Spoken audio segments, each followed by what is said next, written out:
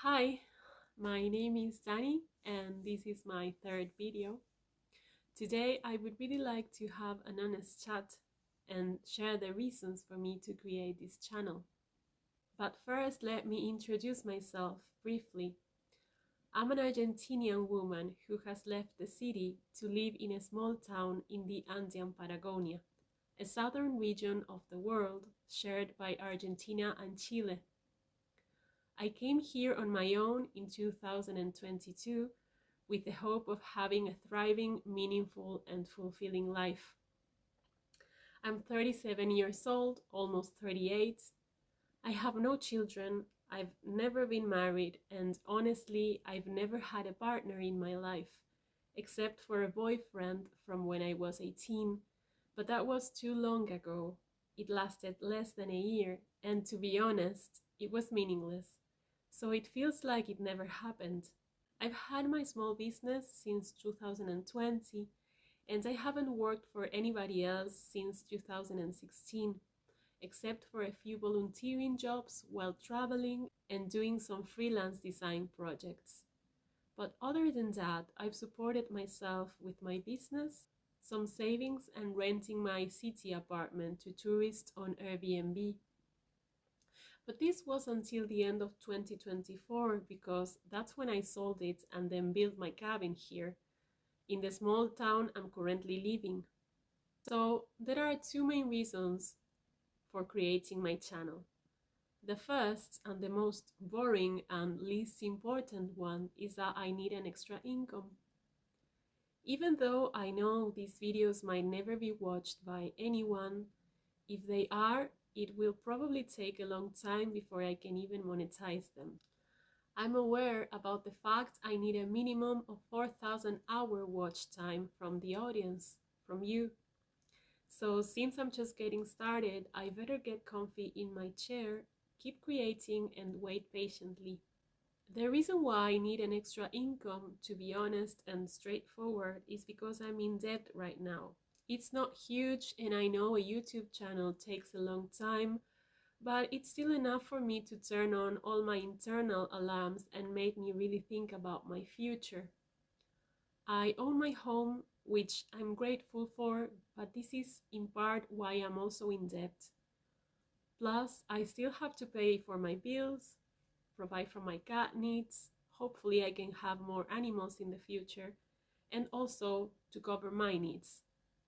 I would also like to be able to have a thriving life again and have the peace of mind to live with more stability. Who doesn't want that?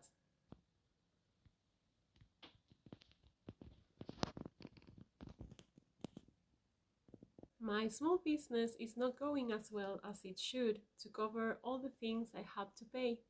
I really don't like being the person who is frequently in need. Sometimes I don't want to ask for help to the people I know because I don't want to bother and feel like a burden. At the same time, I would love to be a person who can provide. I want to be a person who can actually help others.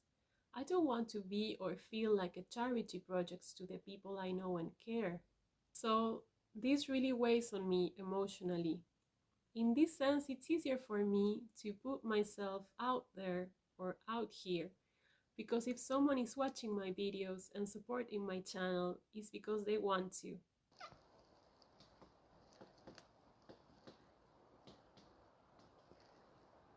Now, let me share the actual and most important reason for me being here and taking the step to create this channel. As I've mentioned in my first video, I've always been a person who struggled with sharing my emotions, opinions, and stories. I want to have the opportunity, as we all humans do, to be seen and heard. It's my desire to tell the story of my life and share my thoughts for all the times I wished I could have someone to tell.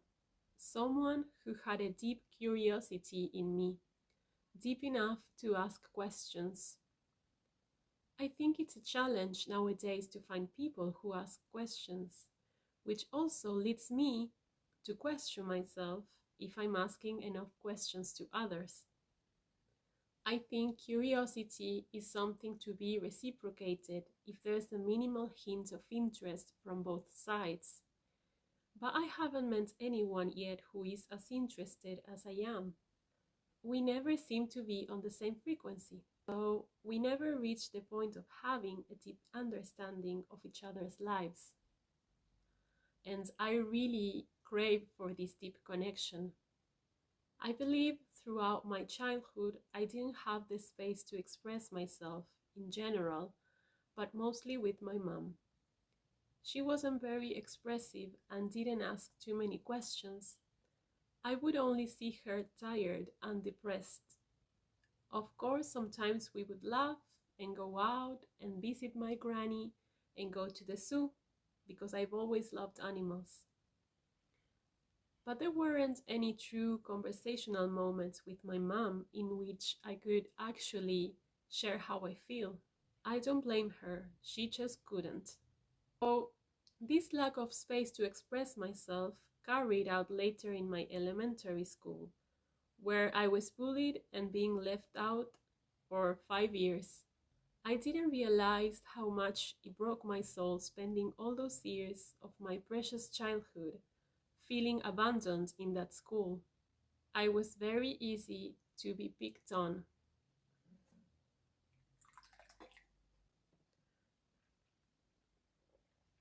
Because of that experience, I've unconsciously learned it's better not to be myself. It's better if I stay behind the curtains and not be the main character. It's better not to have any needs and personality because either way I won't matter. I'll be invisible or insignificant. Then, when I started my first year in high school, I went through something similar. So I begged my mom not to leave me there and asked her to change me from school. And my wish came true. And the following year, I was in a new school.